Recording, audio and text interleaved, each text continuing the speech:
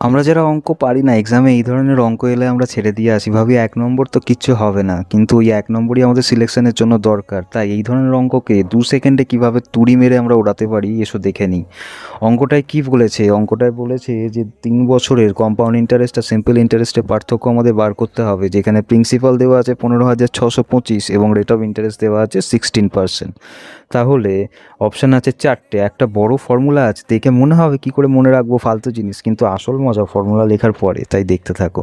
এখন ট্রিকটা দেখো, যেখানে আর ইকুয়াল টু 16%, ডিজিট সাম ধরে আমরা করব 1+6 মানে হচ্ছে 7, এবং 300 প্লাস আর মানে টোটাল ভ্যালু 316, তার ডিজিট সাম হচ্ছে 10 মানে 1। প্রিন্সিপাল অ্যামাউন্ট এর ডিজিট সাম হচ্ছে 1+5+6+2+5 মানে 19, 1+9 ইকুয়াল টু আবার সেই 10 মানে 1। এবারে ফর্মুলাতে শুধু এই সিঙ্গেল ডিজিটগুলো আমরা বসাবো, আর বেশি কিচ্ছু করব না।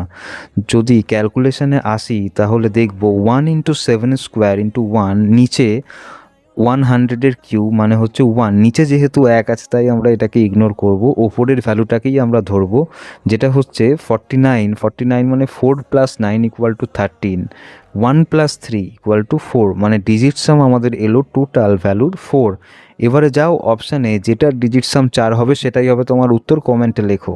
ও একটা কথা বলতে ভুলে গেছি, ভিডিওটি যদি ভালো লাগে লাইক করো, সাবস্ক্রাইব করো এবং বেল আইকনটা প্রেস করে দিয়ে যাও নতুন নোটিফিকেশানের জন্য। দেখা হচ্ছে পরের অঙ্ক নিয়ে।